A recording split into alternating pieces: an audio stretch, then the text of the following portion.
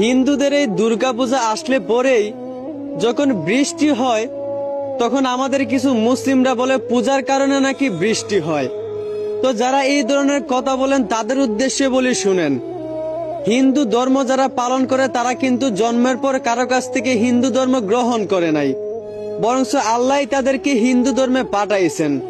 এবং আল্লাহ বলছেন, যার যেই ধর্ম সেই ধর্ম পালন করতে দাও, কেউ কারো ধর্মে বাধা দিও না। আল্লাহ সবার ধর্মেই পালন করার স্বাধীনতা দিয়েছেন।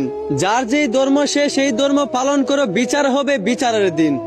তো আল্লাহ যদি সবার ধর্ম পালন করার এই স্বাধীনতা দিয়ে থাকেন, তাহলে আল্লাহ কেন হিন্দুদের ধর্ম পালন করে বৃষ্টি দিয়া বাধা দিবেন? আরে ভাই, হিন্দুদের পূজার মধ্যে বৃষ্টি আসা এইটা যদি আল্লাহর কোনো বাধা হইতো, তাহলে আমাদের মুসলিমদের যে দুইটা ঈদ, সেই ঈদেও তো কতবার বৃষ্টি হয়েছে। তাহলে কি ওইটাও আল্লাহর বাধা? আরে ভাই, বৃষ্টি হচ্ছে রহমত। আমার ভাই, দয়া করে হিন্দুদের পূজা আসলেই যে বৃষ্টি হবে এরকম চিন্তা ভাবনা মন থেকে মুছে ফেলেন, কারণ এটা একটা শিরিক। আর একজন মুসলিম হয়ে এরকম শিরিক চিন্তা ভাবনা করা উচিত না। আশা করি বুঝতে পারছেন। ধন্যবাদ।